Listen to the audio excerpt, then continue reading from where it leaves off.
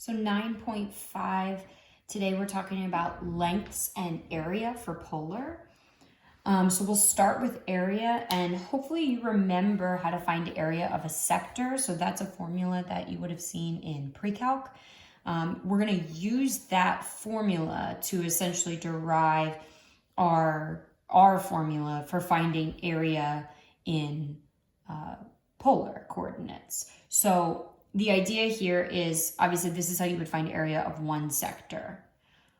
So very much like we've looked at integration before, right? We're going to take whatever this region, this polar region looks like, and we're going to separate it into infinitely many extremely small little sectors. We're going to find the area of each of those sectors, and then we're going to sum them all up. So I'm just sort of showing you that notation. This notation is not very important for doing the problems, but it's important for the understanding behind it. So if this is the area of just one sector, we're going to break it up into infinitely many tiny sectors. We're going to take the area of each of those small sectors, and then we're going to sum them all up. And the summing them all up is where we get our integral, right? So we're going to integrate, and then we essentially have our area of a sector formula, and our d theta is going to be the change in theta for each of those tiny sectors. Remember, r is going to be a function of theta, so that's why we've just replaced it with f of theta.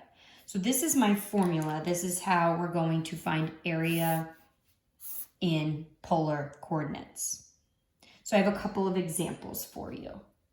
So if you take a look at example 1, right, it wants us to find the area of one petal for this rose r equals sine 3 theta. So I want to think about, what it looks like. I should hopefully be able to envision it myself. I can also take a look at it on the calculator, right? So long as I'm in polar mode. So check to make sure you're in polar. And if I go in and take a look at sine 3 theta, and I think we've looked at that actual one a couple of times, and I'm going to zoom in just so it's a little clearer. So I remember what it looks like generally speaking, and I just want to find the area of one petal. So I'm not going to be integrating from 0 to 2 pi because that would be too many. So I have to see where my function equals 0, because the first time it's at 0, it starts right there in the center, and then it goes around that first petal and then comes back to 0. So I want to identify those times, those values for which it equals 0. So I'm going to set my function equal to 0, and I'm going to solve. And we did this a little bit in some previous videos. Hopefully it seems really easy compared to some of those problems. So again, you set yourself up with when does sine, this is what I'm thinking, when does sine of theta equal 0? Here and here, right? So I'm using those, but setting them equal to 3 theta. So at 0, pi, and I don't really care to list more. I want to know the first time it hits and then the second time it hits, because between those two values is when I'm going to move around my one petal, my first petal. Remember that you need to divide everywhere by 3, because that's 3 theta equals those. So you're going to get 0 and pi over 3. So we move around that first petal between theta values of 0 and pi over 3. So I'm going to integrate from 0 to pi over 3. And I'm using my formula. So 1/2. My function is just sine 3 theta. Make sure you square it. Right? So part of the formula is the 1/2 and the squaring it. So you want to make sure that you don't leave those things out.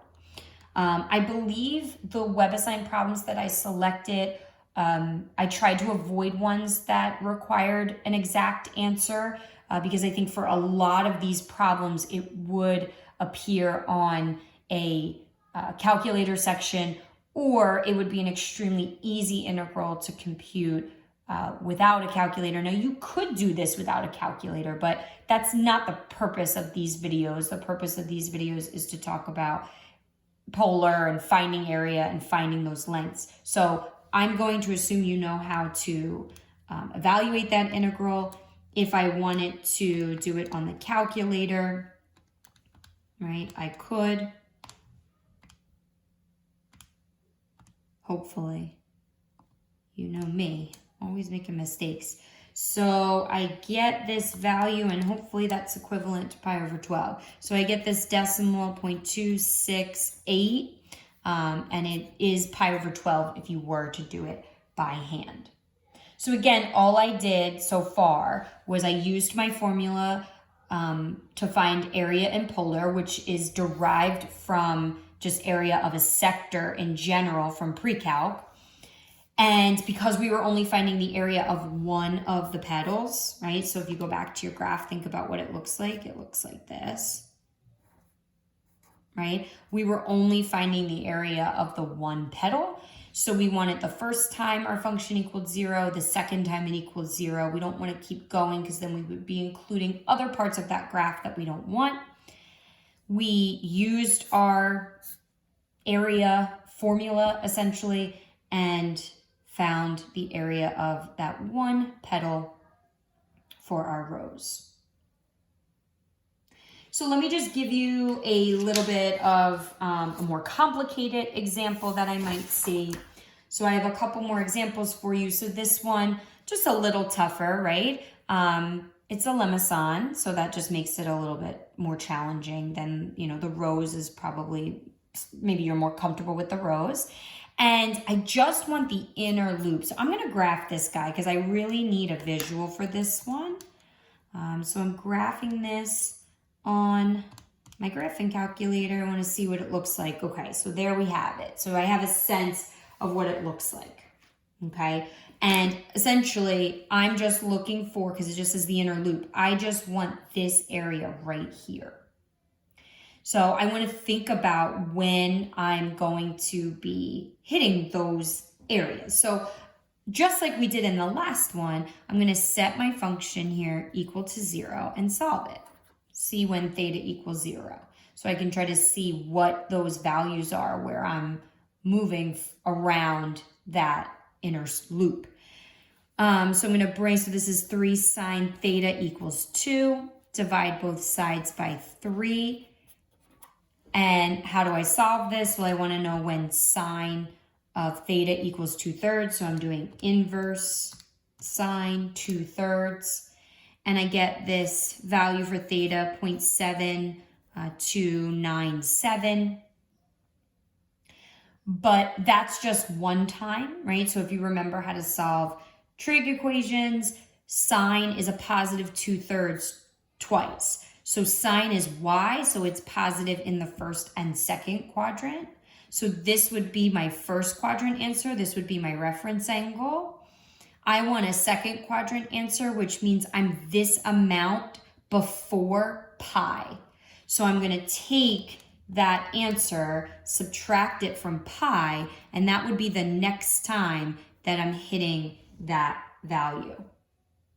So again, that part is all pre-calc. All I've done so far is just pre-calc. I've set my function equal to 0. I isolated sine theta as 2/3. Sine theta is going to equal 2/3 twice. Sine is y, so it's positive in the first and second quadrant. Typing into my calculator inverse sine 2/3 gives me just my first quadrant answer, which serves as a reference angle. So I am that many radians away from the x-axis, right? Because reference angles are always off the x, never off the y. So my second quadrant answer is that amount, this amount, 0.7297, before I hit pi. So I just subtracted that value from pi to get this angle starting at 0 all the way to that point there would be 2.412. So those are going to be the values that I use as my bounds, because those are when I'm moving through that inner loop of the lemison. So I have my bounds, I have my 1/2 from my formula. I'm taking r